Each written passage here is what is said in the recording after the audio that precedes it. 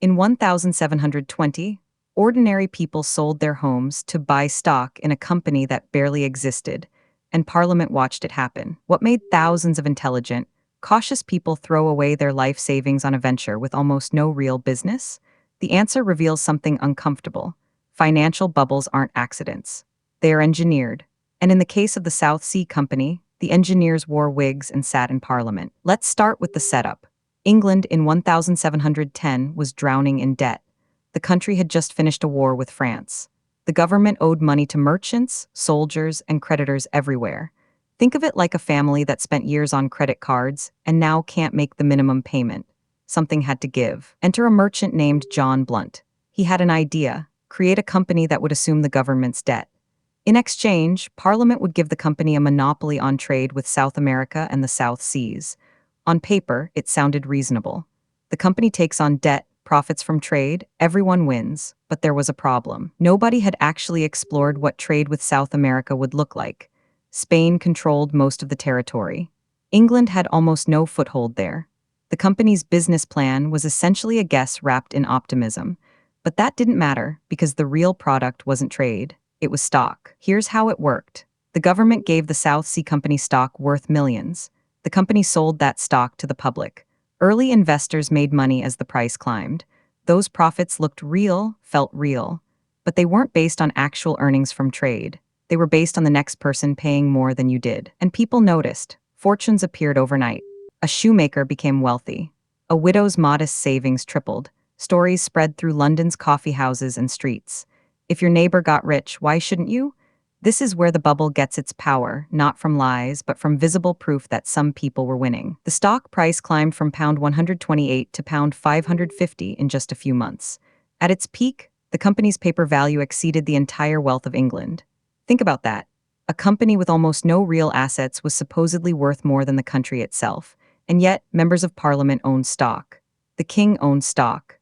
The directors of the Bank of England owned stock. Why would powerful, educated people do this? Because they weren't stupid, they were human. When everyone around you is getting rich, caution feels like cowardice. When your colleagues and friends are buying, not buying feels like missing out. The bubble wasn't built on ignorance.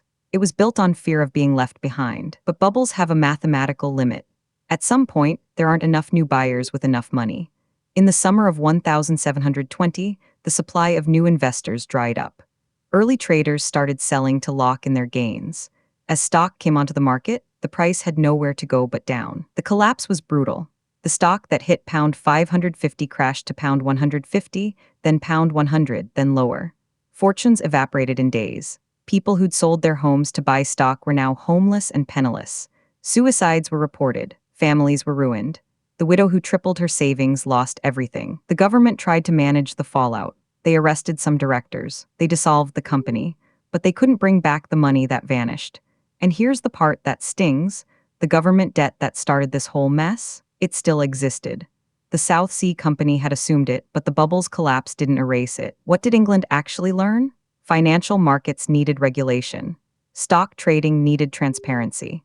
Companies couldn't just promise future profits with nothing to back them.